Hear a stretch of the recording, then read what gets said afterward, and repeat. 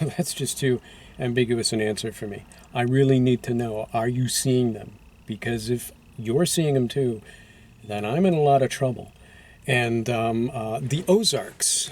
The Ozarks were a fascinating place to me. I've been back from my journey for, I don't know, a little under a month. My hair has grown back, such as it is, and I've had time to reflect upon my journey. The Ozarks were, as mentioned in the prior video, really kind of eyeball deep in the duality. There were aspects of it that I found just immensely lovely and wonderful. The people could be incredibly welcoming and friendly and fun. But on the other side of it, Confederate flags everywhere. And a little bit of a head scratcher as to what exactly that represents in every single last person down there who sports one on their house or on their vehicle. But I have to say, I was, to be blunt, really happy to be a white middle-aged guy in some of the areas down there. But then there are places like Eureka Springs, which plenty of mixed bag stuff going on there too, but for the most part, really benign. I had mixed feelings about it, but the positives I found to be really positive. So check it out. This is, I guess, the entrance to Eureka Springs, and we're driving into Eureka Springs after having passed through a gauntlet of Confederate flags and religious stuff. So I guess we'll see the other side of the duality here.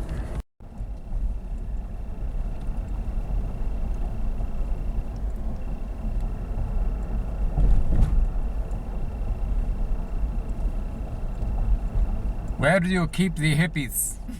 I want to know where the hippies are. They're a well-guarded secret. Are you hippies? Hey! Possibly. They could be. It's wearing a bandana. Yeah. How I would judge it. Let's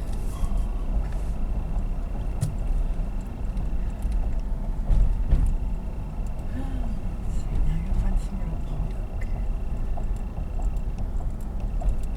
Meters. I brought in some quarters. Good. No, there's no end to these little stores. No, it's just completely quirky, and I love all the little fun art that they do. I mean, that's so cute. This is great. Yeah, it's a great little place. Wow. Yeah, it's a fun place to be. And there's only 2,000 people here. Mm-hmm. Yes. In tourist season, that is about times 10. It's crazy that it's like San Francisco. It's just straight up and straight down.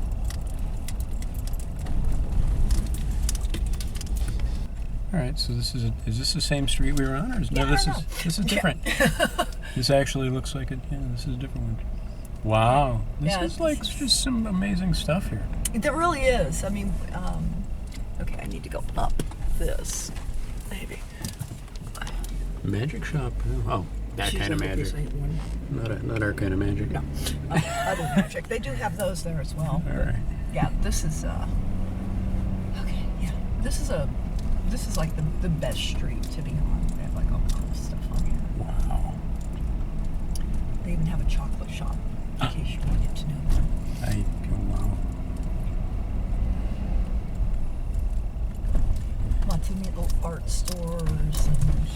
And we'll get out and walk around. All right. I figured I'd just. Yeah, this is great. Oh my God, there's more. Oh yeah, this is insane. Going. This is great. It's fabulous. I love this. I can do this when there's no tourists. Yeah. Bookstore. Lots of bookstores. Loft. Wow. I'm in love with this place already. And it's fun. It's a lot of fun. Yeah, so that's like some of the shopping districts of Eureka Springs, and just awesome place so far. And we'll do some walking around here.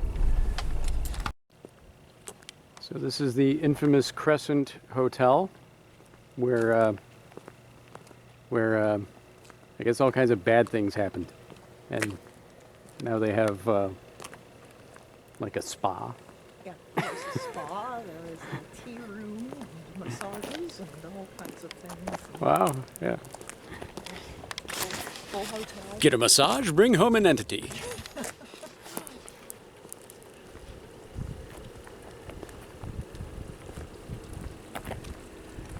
Well, it does have a certain vibe to it.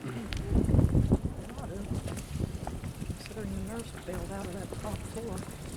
Yeah, that's where she fell. Off the other side she jumped.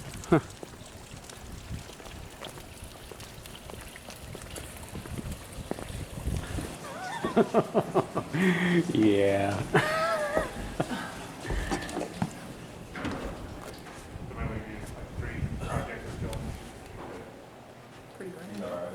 Pretty grand and rather, yeah, it looks rather historic.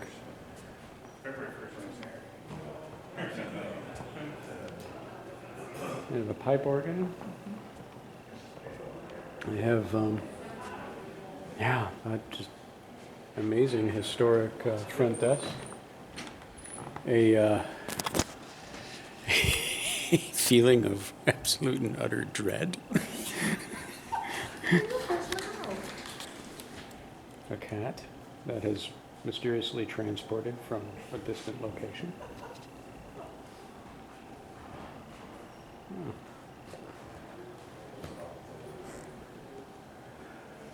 Okay. So out walking around in Eureka Springs, and I gotta say, this on some levels is like about one of the weirdest freaking places I've ever been. Okay, there's that, and there's that. And I just don't understand. Yeah, so, and not to be like totally outdone by that, then there's also this. And right across the street from Granny's place.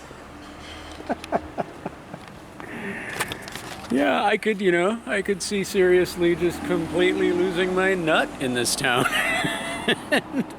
ending up in a room at that Crescent Hotel, rocking back and forth, drooling for the rest of my days. But kind of amazing and marvelous at the same time. I've never been anywhere quite like this.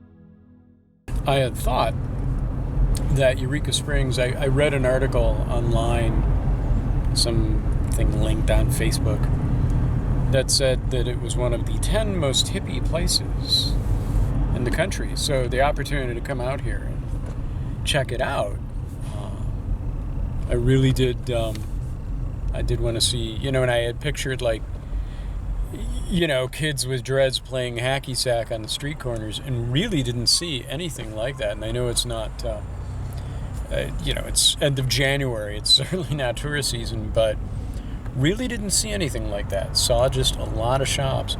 And while it was a very cool place in some ways, it's also, kind of a little off-putting. Definitely a place focused on commerce. There's a lot of art there, though, a lot of galleries, and I did like the sense of humor of the town, because it did seem like there was an awful lot of that, and a lot of originality and zest, I guess. But definitely like a place to come and spend money. So I don't know what it would be like to live there.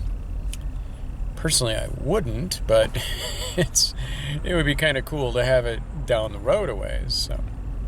So yeah, that's Eureka Springs. Mixed feelings about it. Some like, some not. Oriented feelings. Roadside historic attractions. Just a plethora of them. Here's another one. We are at the Parker Hickman Farmstead, the backstory of which you can see if you press pause and read all that. Nifty little place.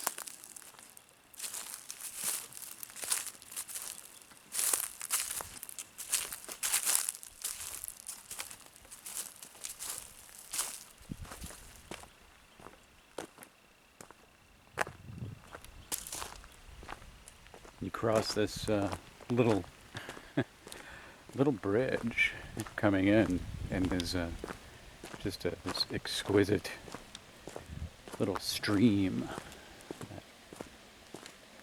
that is going here that I just had to share.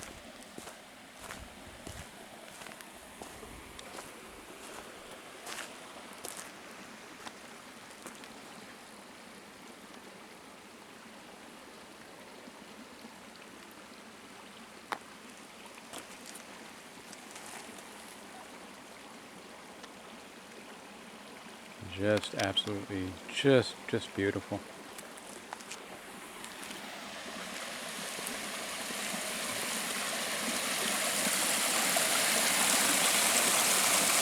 These old horse corrals down there.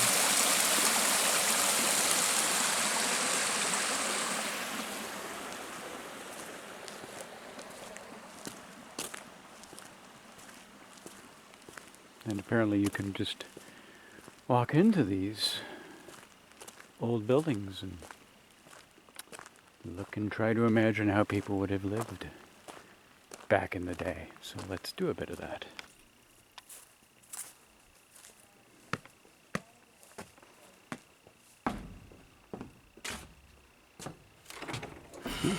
That's the old home.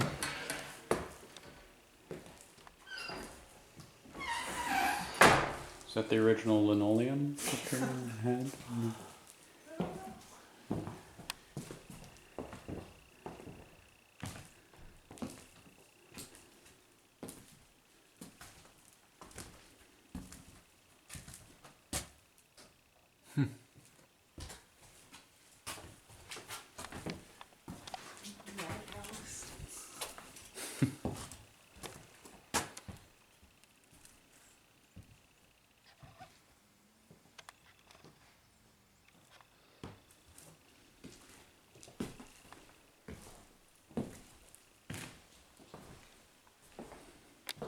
This is clearly original equipment here.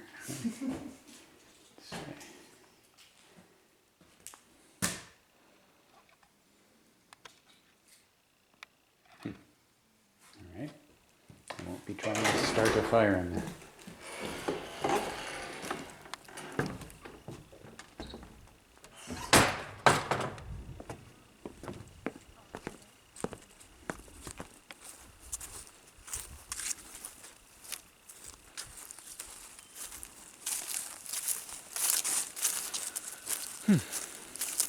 These outbuildings. They got a great barn. Yeah. I guess they still book that for functions. If people have bar mitzvahs there.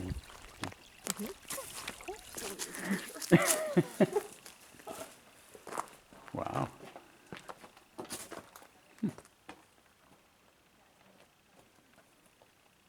I love the work of the. Yeah. It's just beautiful.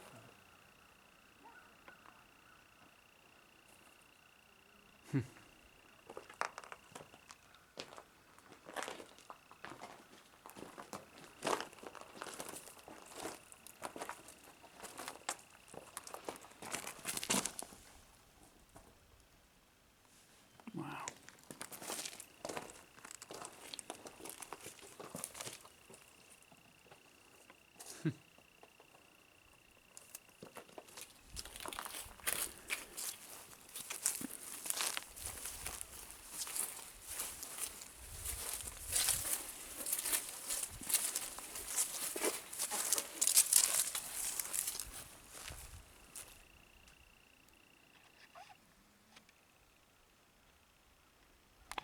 cool.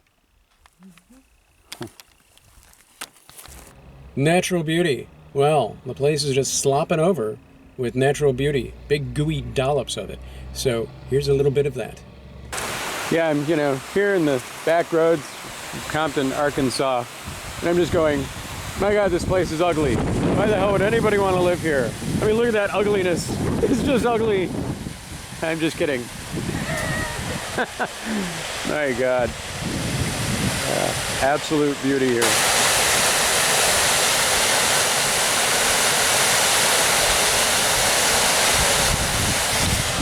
Take that there, you city folk. Black salve, or black drawing salve. There's a lot of controversy about it. There's a lot of recipes for it online, and some of the ingredients in a lot of these recipes include some rather caustic and potentially damaging substances. Well, this one seems to be a little bit different. None of the ingredients in and of themselves are particularly horrible, as far as I know. But I'm going to offer this disclaimer, this caveat. This is for education and entertainment purposes only. Your health and your safety and your well-being are your concern and your business. Not mine and not hers. So there. Hi, I am going to show you how I make a recipe that's been in my family for probably 150 years. This is a black drawing salve. As John told you, it's different than black salve. So here we go with the ingredients. And the ingredients, there are only 4. We have local beeswax, activated charcoal, olive oil, and pine tar. Pine tar is available at any hardware store. It's relatively inexpensive, and this can would make probably 100 gallons of pine tar salve. So let's go ahead and start with that.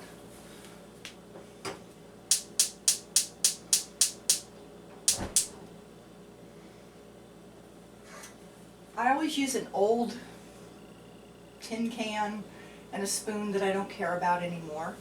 And what I do is I put a 1/4 cup of olive oil. You can use any oil that you have. You can use coconut oil, you can use almond oil, grapeseed oil, whatever you have. I like olive oil. I usually use an olive oil that has been herbal infused. Today I didn't, but it still works just fine. I have a saucepan with about 1 inch to 2 inches of water. I'm going to use that as a double boiler. And we're going to set the can inside the water and let that heat gently, get our oil nice and warm. The oil is warming, and at this point I'm going to go ahead and add my beeswax. And this is just, I used a cheese grater for my beeswax. I'm going to add 2 tablespoons. If you wanted to make a firmer salve, a harder salve, you would add 4 tablespoons. Okay. And this is a 1/2 cup of oil, 2 tablespoons of beeswax, grated, shaved. You can use the beeswax beads or pearls. And you're going to give that a stir and let it start melting and coming together. And it is. And at that point, we are ready to add the pine tar. And we are adding 1 teaspoon of pine tar. And now we're going to add a 1/2 teaspoon of activated charcoal. I use the capsules, and I found that 2 capsules equals 1/4 teaspoon. So we're going to add 4. And really, you just stir those ingredients together until they're melted and combined in liquid, which they are, and it's done. And then we bottle it. I use baby food jars. Work just fine. Just pour it in, and it will harden as it cools.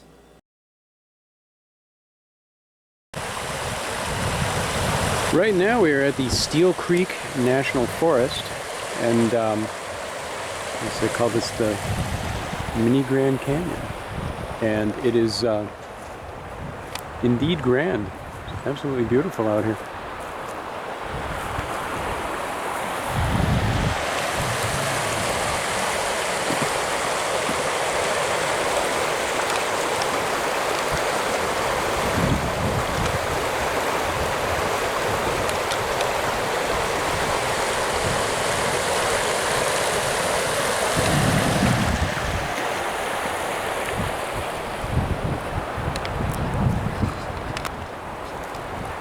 So I stayed with my friends for about a week, and during that week I got to play middle-aged farm boy for about a week, and it was really nice. I got to do some nice light-duty farm stuff, and in that time I got a chance to be around her horses an awful lot. And during that time, between her explaining horse psychology, which she is marvelous at, and just my exposure to them, I actually started to understand horses.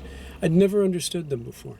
I always thought they were beautiful, but I never got horses. So in the time I was there, I finally was able to. And I am a richer person for the experience. So here's a little montage of her horses.